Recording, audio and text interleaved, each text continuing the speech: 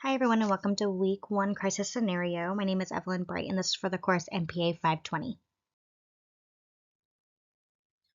So my crisis scenario that I chose to act in a leadership role was a terrorist attack. We just had one of these in the city of San Bernardino in December of 2015 where over 35 people were killed or injured. And while being in a leadership role within the police department, we had to respond to the immediate threat and figure out where the threat was at the time. If it wasn't at the building, then we had to kind of scope out and really investigate to see where exactly we needed to locate the threat.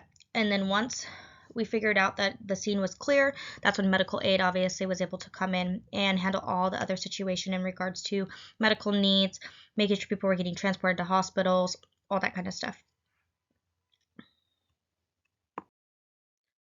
So during this event, there was an actual event that was taking place at the IRC during the time, and there was approximately 100 people that were immediately affected in this encounter.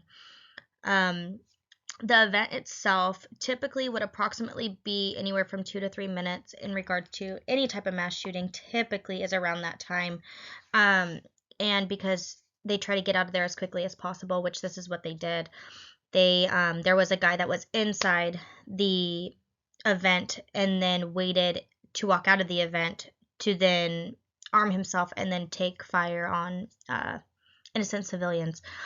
So the full takedown of the suspect was approximately 4 to 5 hours, and that was due to locating evidence that led officers to the residence of the suspect. And when the officers got there, at that point, that's when they noticed the vehicle coming back to the residence, and then it led into a pursuit. So with that pursuit, it ended up being a shootout, and obviously both suspects were killed and neutralized. So also, the aftermath of the incident would approximately last about 12 to 15 hours, depending on the full entirety of the investigation. Obviously, it's just the investigation to make sure the crime scene's all cleaned up and everything like that, and then kind of doing their other investigation later on to the weeks to come. That's just the initial investigative parts, but the mental aftermath for everybody that was involved, no matter if you were law enforcement, fire personnel, AMR, hospital staff, people that worked in the IRC, people that were attending the event, this mental aftermath would continue for years and years and years, and it's still continuing to this day. So a couple of services that get impacted when it comes to a major scenario or a terrorist attack or any type of major event that happens, you're looking at police services are going to be depleted because they're all going to be focused on trying to locate this subject that is causing harm to the civilians and the citizens of the city. You're looking at fire personnel because fire department is there for an immediate response in regards to helping with AMR and transporting individuals to hospitals. There was an influx in hospital ERs that were all around where they had to make sure that there were beds available for people that were in critical condition or even in stable condition.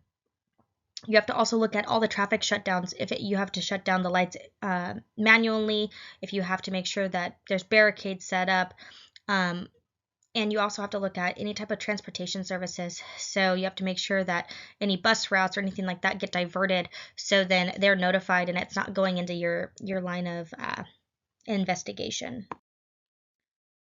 Thank you so much for listening to my crisis scenario. Obviously, being a leadership role in a crisis scenario is very difficult, and there's a lot of moving parts, but I love that we're able to kind of just throw out a preliminary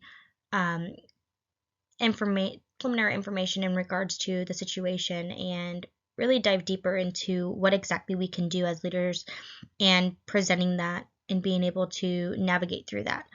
So I hope everybody had a great week and hope to talk to you guys soon.